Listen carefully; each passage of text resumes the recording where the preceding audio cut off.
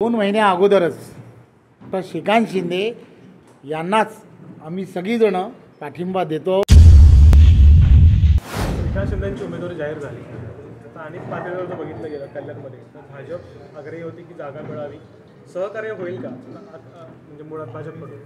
आपणा सर्वांना कदाचित या गोष्टीची कल्पना नसेल, 2 महिन्या अगोदरच एका विकास कामांच्या उद्घाटनाप्रसंगी की ज्यावेळेला आचारसंहिता डिक्लेअर होणार होती त्यावेळेला मी आणि डॉक्टर श्रीकांत शिंदे आणि राजू पाटील आम्ही एकत्र असा एका भूमिपूजनाच्या कार्यक्रमाला होतो।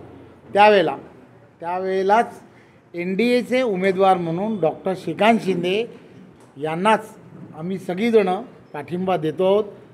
विकास कामांच्या माध्यमातून आरोग्य विषयामध्ये त्यांनी केलेलं या मतदारसंघामधलं काम आणि महायुती ही ऑलरेडी आहे, त्यांना हॅट्रिक या मतदारसंघामध्ये आपण महायुतीच्या सर्व कार्यकर्त्यांनी जिंकून द्यायचं आहे असं आव्हान ऑलरेडी त्याच वेळेला केलं होतं।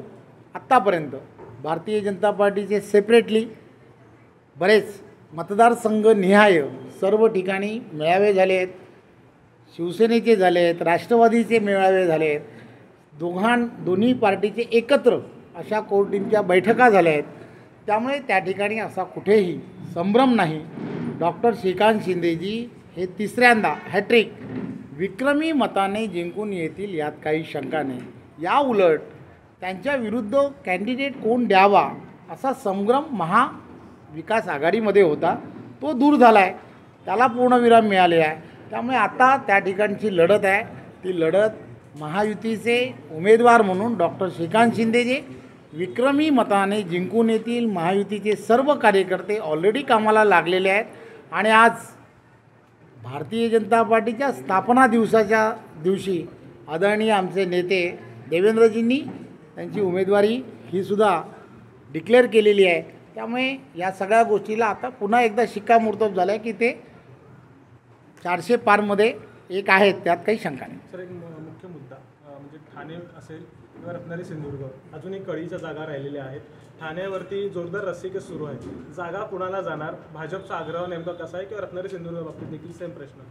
एक गोष्ट लक्षात घेतली पाहिजे, महाराष्ट्रामधील असणाऱ्या 48 लोकसभा ज्या आहेत या लोकसभांमध्ये उमेदवार हे नरेंद्र मोदीचे आहेत। नरेंद्र मोदीजींना पंतप्रधान करण्यासाठी महायुतीचे सर्व नेते मंडळी असतील, सर्व पदाधिकारी असतील, कार्यकर्ते हे कामाला वर्षानुवर्ष लागलेले आहेत। त्यामुळे जागा वाटप हा जो विषय आहे हा वरिष्ठ पातळीवरती होणारा विषय असतो। वरिष्ठ पातळीवरती जो कोणी ज्या पद्धतीचे जे निर्णय होतील ते खाली असणाऱ्या प्रत्येकजण हे मान्य करतील, यात काही शंका नाही। NDAचे उमेदवार 45+ होणं हे महायुतीच्या सर्व कार्यकर्ते पदाधिकारी कामाला लागलेले आहेत आणि ह्या सर्व मतदारसंघामध्ये कोणत्याही परिस्थितीमध्ये NDAचे सगळेच्या सगळे मतदार जिंकून येतील यासाठी सगळेजण प्रयत्नात आहेत। तर ह्याला पण एक उपप्रश्न आहे, म्हणजे आत्ता सध्याचं राजकारण जर बघितलं राज्यातलं तर असं म्हटलं जातं की एकनाथ शिंदे जे आहेत ते चक्रव्यूहामध्ये कुठेतरी फसलेत किंवा भाजपकडून त्यांना अपेक्षित असा प्रतिसाद मिळालेला नाही आहे जागा वाटपामध्ये, त्याला उत्तर काय असणार आहे? एक गोष्ट लक्षात घेतली पाहिजे, आपण काय विचार करता माहीत नाही। महाराष्ट्रामध्ये होणाऱ्या सगळ्या निवडणुका आदरणीय मुख्यमंत्री एकनाथराव शिंदेजी यांच्या नेतृत्वामध्ये, आदरणीय उपमुख्यमंत्री देवेंद्रजी आणि अजितदादा या तिघांच्या नेतृत्वामध्ये होत आहेत। मुख्यमंत्री म्हणून त्यांच्या नेतृत्वामध्ये आम्ही सर्व ठिकाणी प्रचार करतो आहे, सर्व ठिकाणी सभा घेतो आहे, हे आपणा सर्वांना माहीत आहे। थोडंसं काय होतं आहे की विरोधी पक्षांकडून कुठेतरी या सगळ्या गोष्टी उगाचच पुढे आणण्याचा प्रयत्न हा मोठ्या प्रमाणामध्ये केला जातो आहे।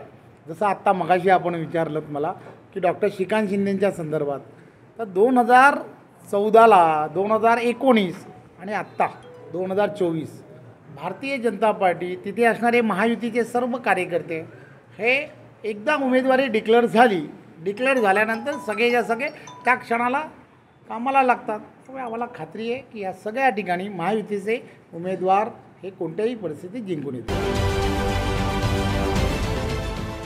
देश विदेशातील प्रत्येक घडामोडींचे लाईव्ह अपडेट मिळवण्यासाठी आता साम टीव्हीच्या सर्व सोशल मीडिया प्लॅटफॉर्मला लाईक, फॉलो आणि सबस्क्राईब करा. तसंच सर्व नोटिफिकेशनसाठी बेल आयकॉन प्रेस करायला विसरू नका.